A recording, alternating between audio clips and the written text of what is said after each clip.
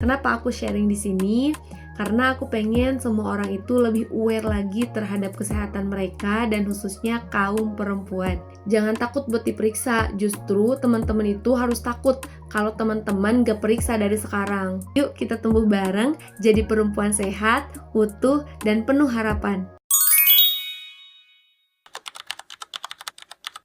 Teman-teman pernah gak sih kalian tuh ngerasa ada yang aneh sama tubuh kalian dan kalian malah mengabaikan itu dan malah mikir, paling nanti juga hilang sendiri. Yaps, aku juga pernah ada di posisi kalian dan parahnya aku mengabaikan itu selama 2 tahun. Kenapa aku abaikan itu? Alasannya cuma satu, yaitu takut. Beberapa bulan kemarin aku habis operasi tumor payudara fibroadenoma mamae yang aku sembunyiin termasuk dari keluarga aku selama 2 tahun. Kenapa aku sharing di sini?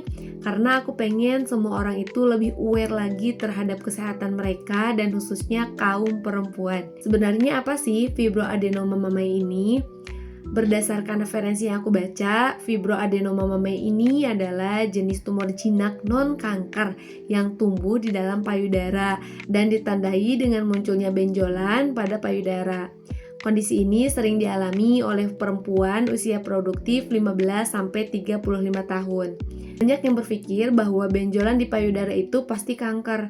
Faktanya, tidak semua benjolan di payudara itu jenisnya adalah kanker. Ya, salah satunya sifam ini. Aku merasakan adanya benjolan itu pada tahun 2023 setelah aku wisuda. Apa sih yang aku rasain waktu itu?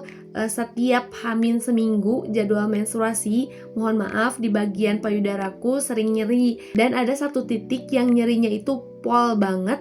Jadi aku tekan bagian yang nyeri itu dan ternyata ada benjolan kecil di dalamnya. Langsung lemes dan aku samain sama PD aku yang sebelah kiri. Ternyata nggak ada. Selama beberapa bulan aku bener-bener denial. Yang tahu tuh cuma diri aku sendiri aja. Puncaknya itu di awal tahun kemarin.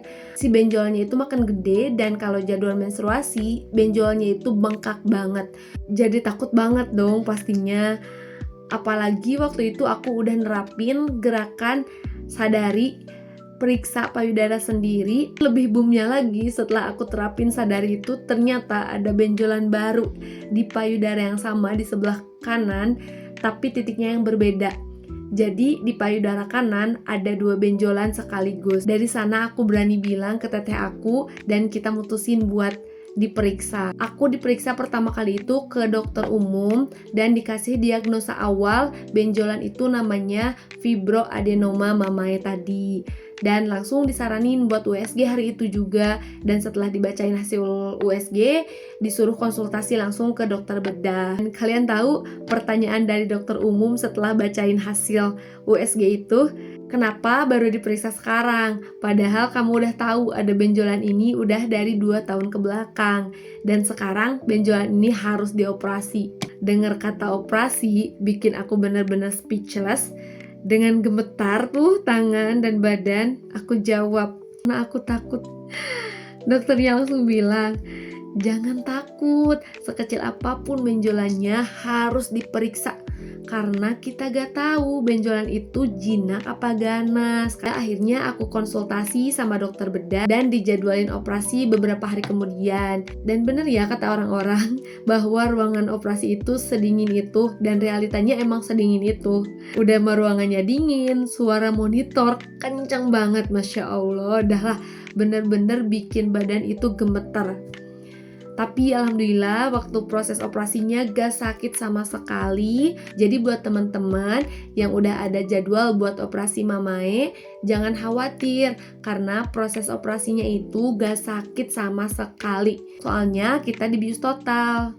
Terus kalau sudah operasi sakit nggak? Ya bayangin aja, kita luka kena cutter aja sakit kan? Nah, apalagi ini diambil benjolan dari dalam tubuh terus dijahit. Ya pasti sakit, tapi jangan khawatir, nanti juga dikasih obat sakitnya sama dokter. Yang penting benjolannya udah keluar. Banyak banget yang bisa aku jadiin pelajaran dari pengalaman aku ini. Sekarang aku mulai aware dengan kesehatan, benar-benar harus menjaga makanan dan minuman yang aku konsumsi. Aku sharing di sini juga buat ngingetin teman-teman, tolong jaga makanan, minuman yang kita konsumsi. Tolong kurangin fast food, mie instan, makanan berpengawet lainnya, micin, penyedap rasa lainnya, dan lain sebagainya, banyak banget. Kalau belum bisa menjauh dari semuanya, seenggaknya teman-teman kurangin aja dan harus tahu takaran. Karena tumor payudara ini selain faktor hormon, faktor pendukung lainnya juga dari makanan dan minuman yang kita konsumsi. Hikmah terbesarnya adalah aku udah bisa ninggalin mie instan dan minuman warna-warni itu. Dan aku udah mulai meriset ulang pola hidupku saat ini, jauh lebih sehat walaupun secara bertahap. Terus aku mau ingetin ke teman-teman, jangan merasa sendiri, banyak banget orang yang sayang ke kita. Jadi cobalah berbagi apa yang kita rasakan itu ke orang yang kita sayang juga dan kita percaya tentunya. Dan salah satunya adalah orang tua dan keluarga kita. Dan yang paling ingin aku ingetin ke teman-teman itu adalah coba mulai gerakan sadari, periksa payudara sendiri. Buat tutorialnya banyak banget di internet yang jelasin cara sadari itu kayak gimana, teman-teman bisa cek sendiri. Dan aku biasanya cek sadari itu pas mau mandi dan lagi rebahan mau tidur. Terus kalau teman-teman merasa ada yang aneh nih sama payudaranya, periksa ke dokter, dan dokter itu pasti ngasih penanganan yang tepat. Jangan takut buat diperiksa, justru teman-teman itu harus takut kalau teman-teman gak periksa dari sekarang. Jangan tanggepin omongan orang-orang yang bikin kita down. Misalnya kayak apaan sih penyakit gitu doang juga, dan omongan itu suka ada aja nyampe ke telinga. Banyakin afirmasi positif ke diri kita sendiri biar kita semangat buat sembuh. Berdoa ke Allah itu kunci utama. Yuk kita tumbuh bareng jadi perempuan sehat, utuh, dan penuh harapan.